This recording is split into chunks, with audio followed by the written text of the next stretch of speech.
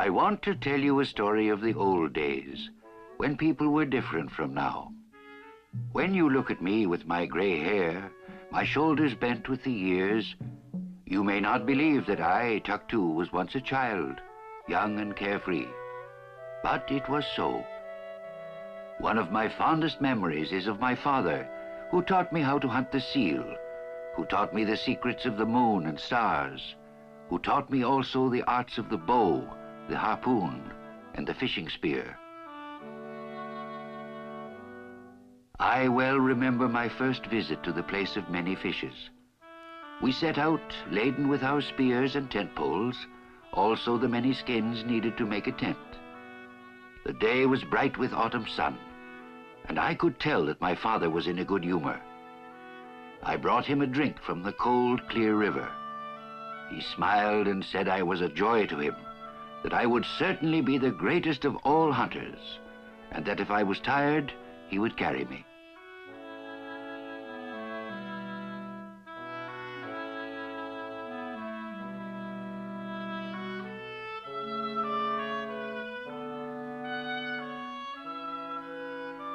Will my uncle be at the fishing place? I asked, for I wanted very much to see him, and this my father knew.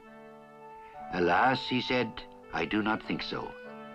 Your uncle has gone a long way from here to another country, where the seals are bigger than kayaks, and where the fish jump out of the water when you whistle. As we walked along, I tried to imagine this land of marvels, wondering greatly that we didn't live there. I felt a sadness in my heart, for I knew I should never see my uncle again. For who would leave a country of such great magic?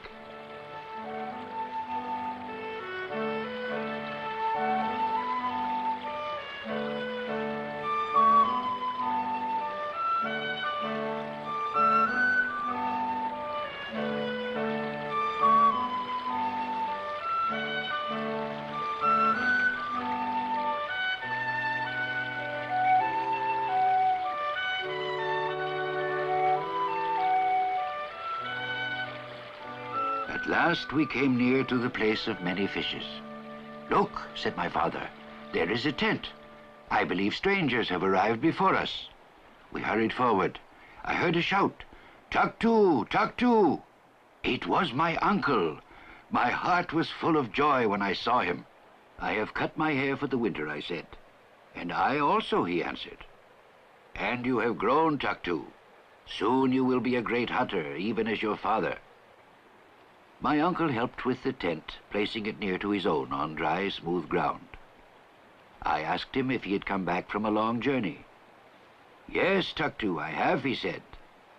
Were the seals as big as kayaks? I asked. And did the fish leap out of the water when you whistled? But my uncle only laughed. Said my mother, some fathers fill the ears of their children with dreams. Some fathers tease their children with foolish tales. I watched the men go down to the long stone weir in the river. My father told me all about this weir, how very old it was, made by the Eskimos of long, long ago. Almost 300 winters had passed away since our ancestors had built the weir, stone by stone, building it up carefully and artfully, this long wall to trap the Arctic char that swam up the river during the few weeks of autumn.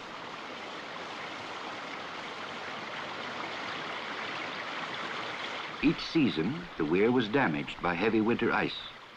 At each season, the Eskimos would come and make repairs. Fallen stones would then be lifted back into place. Not a hole was left, not one small crack for the fish to escape through.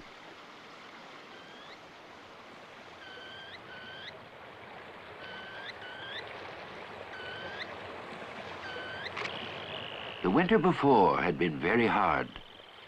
I remember how my father and my uncle worked a long time to repair the weir.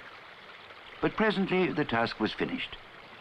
My father said, now we can only wait and be patient. I still have work to do, for my spear needs mending. I pray to the water spirit for a good catch. We have many mouths to feed during the long winter.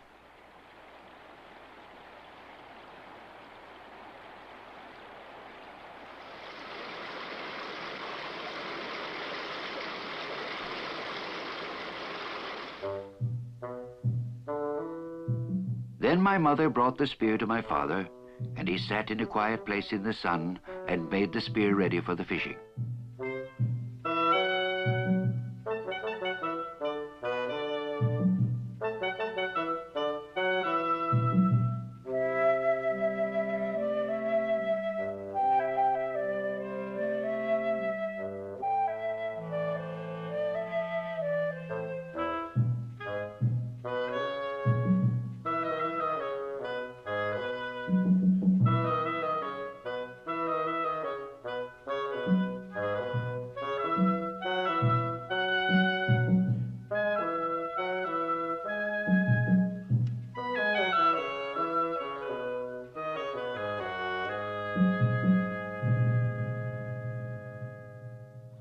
At last the fish returned and were trapped by the weir.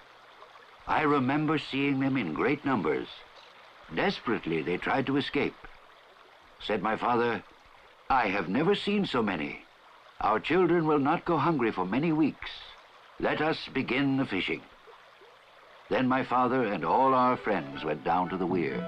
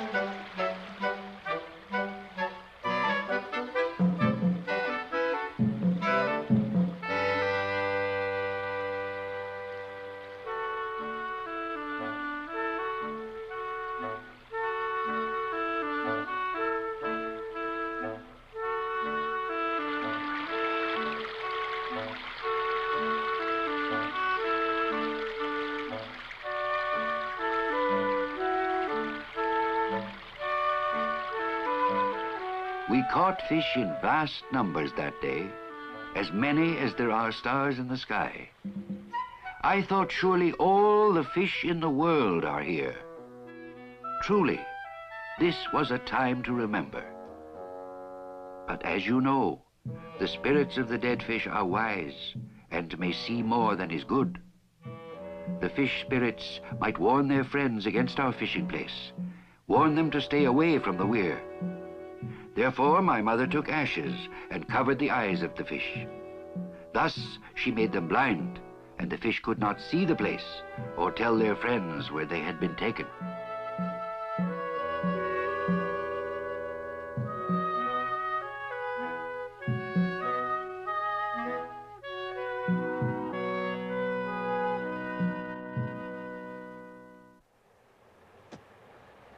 We made a cache or hiding place and covered the fish with stones. Here the fish would freeze and remain good to eat. Here also our winter food would remain safe from foxes and hungry polar bears. The day had been long and we were hungry. Said my father, "Our work is finished. Let a fire be made for the cooking pot and a feast prepared. Let all be thankful." Then my father took the fire drill and with the help of my uncle made a fire. The way they did this was wonderful to see.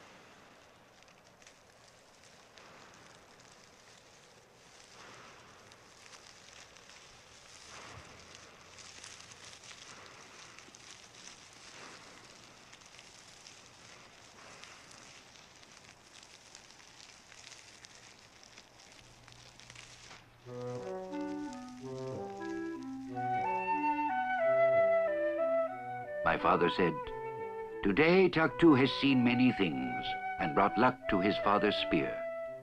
My son, learn from what you see. One day you also will fish and make fire. You are my son, and I am thankful."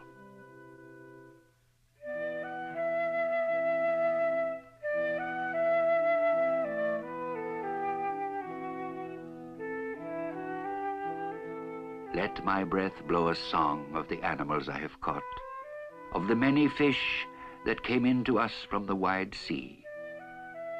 Let my breath blow a song in praise of the quick fish that move like arrows through the water. Do not be angry with us, little fish.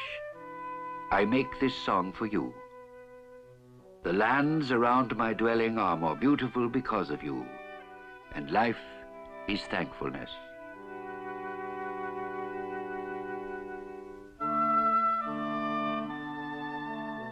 And that is the way we used to live.